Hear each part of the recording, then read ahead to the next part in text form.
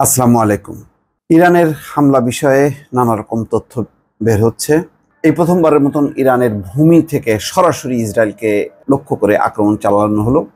তো সেটি কিভাবে চালানো হলো, তার পরিণতি কি, তার নানা দিক নিয়ে নানা রকম তথ্য বেরোচ্ছে। সর্বশেষ যেই তথ্য, তাতে দুটি খবর বের হয়েছে।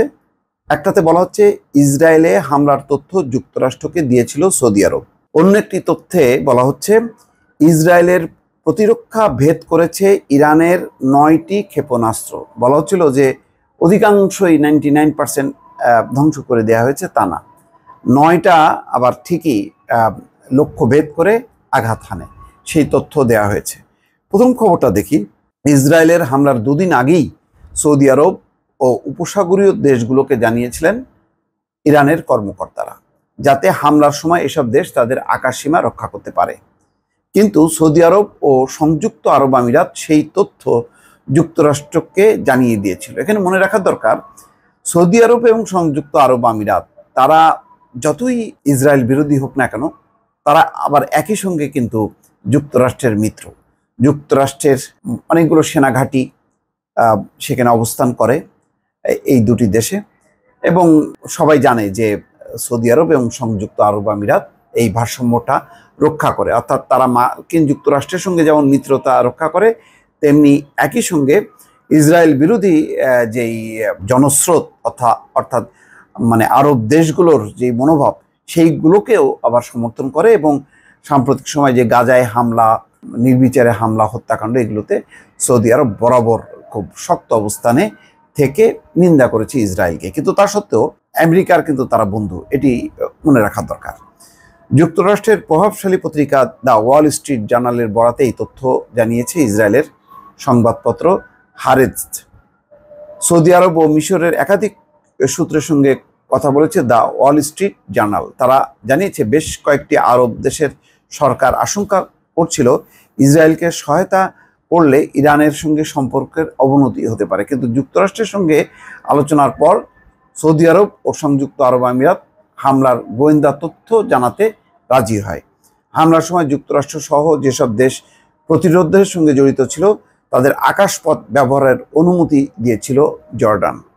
শুধু তাই নয়, ইসরায়েলের দিকে ছোড়া ইরানের ড্রোন ও ক্ষেপণাস্ত্র প্রতিহত করতে জর্ডান নিজেদের যুদ্ধ বিমান দিয়েও সহযোগিতা করেছে। এই ব্যাপারে কিন্তু জর্ডানের উপর মহাখাপ্পা, এবং ইরান বলেছে তাদের পরবর্তী হামলার লক্ষ্য হবে জর্ডান।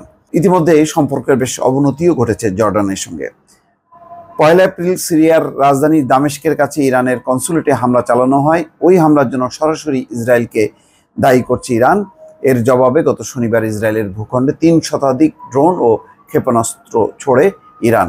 ইসরায়েল বলেছে ইসরায়েল, যুক্তরাষ্ট্র ও মিত্রবাহিনী প্রায় সব অস্ত্রই লক্ষ্যবস্তুতে আঘাত হানার আগেই ভূপাতিত করেছে। কিন্তু এই খবর যে সত্য নয়, সেটি কিন্তু আবার আরেকটি খবরে সেটি বলা হচ্ছে আল জাজিরা। আল জাজিরা বলছে ইসরায়েলের প্রতিরক্ষা ভেদ করেছে ইরানের 9টি ক্ষেপণাস্ত্র, আঘাত হেনেছে 2টি বিমান ঘাঁটিতে। ইরানের ছোড়া অন্তত 9টি ব্যালিস্টিক ক্ষেপণাস্ত্র ইসরায়েলের 2টি বিমান ঘাঁটিতে আঘাত হেনেছে। এই ক্ষেত্রে ইসরায়েলের বিস্তৃত আকাশ প্রতিরক্ষা ব্যবস্থা এবং ওই অঞ্চলে দেশটির মিত্র শক্তিগুলোর ছোড়া গুলি এড়িয়ে লক্ষ্যবস্তুতে পৌঁছাতে হয়েছে। এর মধ্যে 5টি ক্ষেপণাস্ত্র ইসরায়েলের দক্ষিণাঞ্চলের নেভাটিম বিমান ঘাঁটিতে আঘাত হেনেছে। এতে সেখানে থাকা ইসরায়েলের একটি C-130 রসদবাহী উড়োজাহাজ, একটি রানওয়ে ও একটি স্থাপনা ক্ষতিগ্রস্ত হয়েছে। আর 4টি ব্যালিস্টিক ক্ষেপণাস্ত্র আঘাত হেনেছে ইসরায়েলের নেগেভ বিমান ঘাঁটিতে। তবে সেখানে উল্লেখযোগ্য ক্ষয়ক্ষতির খবর পাওয়া যায়নি। ইসরায়েল এবারই প্রথম অ্যারো-3 নামের আকাশ প্রতিরক্ষা ব্যবস্থা ব্যবহার করেছে। যুক্তরাষ্ট্র ও ইসরায়েলের যৌথ উদ্যোগে তৈরি করা এই অ্যারো-3 বিশেষত হাইপারসনিক ব্যালিস্টিক ক্ষেপণাস্ত্র আকাশেই ধ্বংস করার জন্য তৈরি হয়েছে। এরপরও 9টি ব্যালিস্টিক ক্ষেপণাস্ত্র ইসরায়েলে লক্ষ্যবস্তুতে আঘাত হানাটা দেশটির জন্য উদ্বেগের কারণ হয়ে দাঁড়িয়েছে। শোনা যাচ্ছে অ্যারো-3 প্রতিরক্ষা ব্যবস্থার কার্যকারিতা নিয়ে এখন কাটাছেঁড়া চলছে। তবে ইসরায়েলি কর্মকর্তারা প্রকাশ্যে এই ব্যবস্থা সফল হওয়ার কথা বলছেন।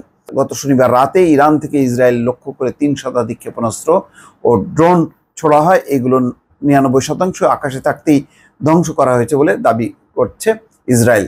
কিন্তু এবং ইরানের এই হামলায় নেভি টিম বিমান ঘাঁটি সামান্য ক্ষতিগ্রস্ত হওয়ার কথা স্বীকার করেছে। এছাড়া ইরানের হামলায় একটি শিশু গুরুতর আহত হয়েছে।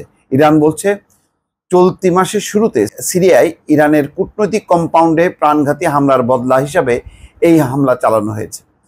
তেহরান এটাও বলেছে যে ইসরায়েল যদি এর পাল্টা হামলা চালায় তাহলে আরো বড় পরিসরে হামলার মধ্য দিয়ে তার জবাব দেওয়া হবে। যাই হোক, এখন পাল্টাপাল্টি অনেকগুলো তথ্য বের হয়ে আসছে এবং অনেক দিন পর্যন্ত এই হামলার এবং পাল্টা যে হুমকি ধামকি এগুলো মধ্যপ্রাচ্যের রাজনীতি বা উপসাগরীয় রাজনীতিকে উত্তপ্ত করবে, কথা বলাই যায়। দর্শক ভালো থাকবেন, আল্লাহ হাফেজ।